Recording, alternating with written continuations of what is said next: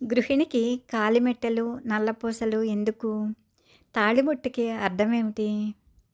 మన ధర్మాలలో, ఆచారాలలో మంచి ఆలోచన ఉంది. మన శాస్త్రాల్లో, సంప్రదాయాలలో మంచి సిద్ధాంతం ఉంది. వివాహానంతరం యువతి గృహిణిగా మారుతుంది.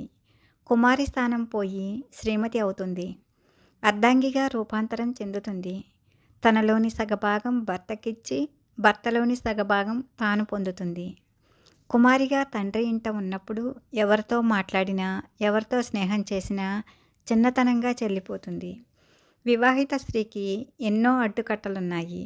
గృహిణీ ధర్మం కత్తి మీద సాము లాంటిది. మంచి చెడులు తెలియాలి. చేయదగినదేదో, చేయకూడనిదేదో తెలుసుకోవాలి.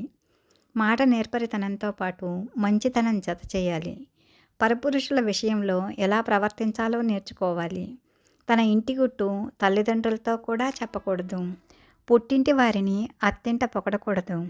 స్వంత సోదరులతోనైనా ఎక్కువ సమయం ఏకాంతంగా ఉండకూడదు. అత్తింటి బంధువులను గౌరవించాలి. అందరికీ తల్లిలాగా ఉండాలి.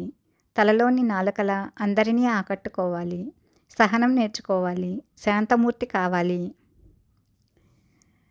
గృహ ధర్మాచరణకు మించిన తపస్సు గృహిణికి మరొకటి లేదు. గృహిణికి కాలిమెట్టెలు ఎందుకు?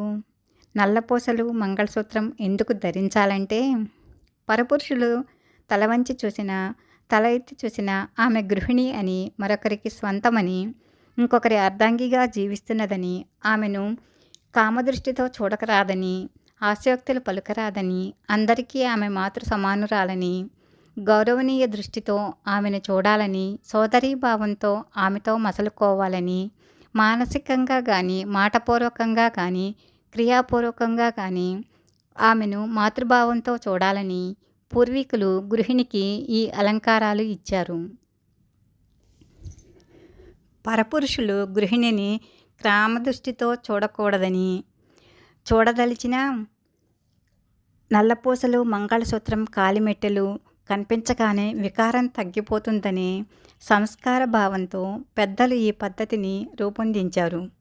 2000 సంవత్సరాల క్రితం మనకు మాంగల్యం లేదు. కాలిమెట్టెలు, నల్లపూసలు లేవు. కలియుగ ధర్మ ప్రకారం కలి ప్రభావానికి భయపడి ఈ ఆచారాలను పూర్వీకులు కల్పించారు. ఆ ఆలోచనే ఆచారమైంది. మన పెద్దల మేధోశక్తికి ఎన్ని వందనాలు చేసినా రుణం తీరదు కదా.